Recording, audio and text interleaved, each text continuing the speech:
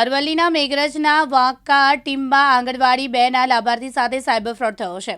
આંગણવાડી કાર્યકરને ગાંધીનગરની ફોન ઉપર ઓળખ આપી સાયબર ફ્રોડ આચરવામાં આવ્યો છે।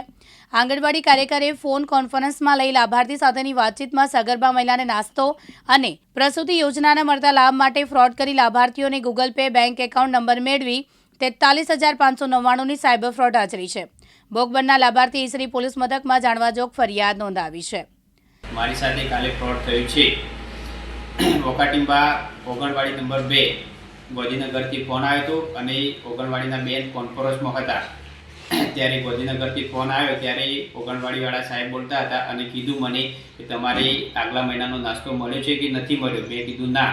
તો પછી ઓગણવાડી બેન કોન્ફરન્સમાં હતી અને ત્યારે મને પૂછ્યું કે તમારી વાઇફના ડિલિવરીના પૈસા પડ્યા છે કે નથી પડ્યા। મેં કીધું ના। તો પછી મારી જોડે કીધું કે બેન તમે ફોન ચાલુ રાખો અને હું આ ભાઈના ખાતામાં પૈસા નાખું છું 16,000 રૂપિયા એવું કીધું મને। અને એ સાહેબે એવું કીધું કે તમારા ખાતામાં કોઈ પણ ગૂગલ પે ફોનપે ચાલતો એવું કોઈ નંબર આપો તો હું તૈયારીમાં ટ્રાન્સફર કરું છું પૈસા। અને એ ખાતામાં પૈસા આવવા જોઈએ એવું કીધું મને। તો મારા ખાતામાં પૈસા નહોતા તો મેં બીજામાંથી પૈસા ટ્રાન્સફર કરાવડાયા અને નંબર આપ્યો। એ ખાતામાં 8,000 કપાયા અને બીજા એક ખાતામાંથી 16,000 રૂપિયા કરીને અને 3500 કરીને 35,000 કપાયા। ટોટલ 43,599 કપાય છે। અને ગોધીનગરથી ફોન આવ્યો હતો બરાબર અને બેન કોન્ફરન્સમાં હતા।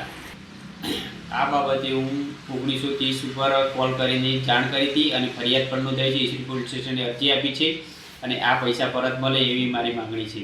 જયદીપ ભાટિયા, દિવ્યાંગ ન્યૂઝ, અરવલ્લી।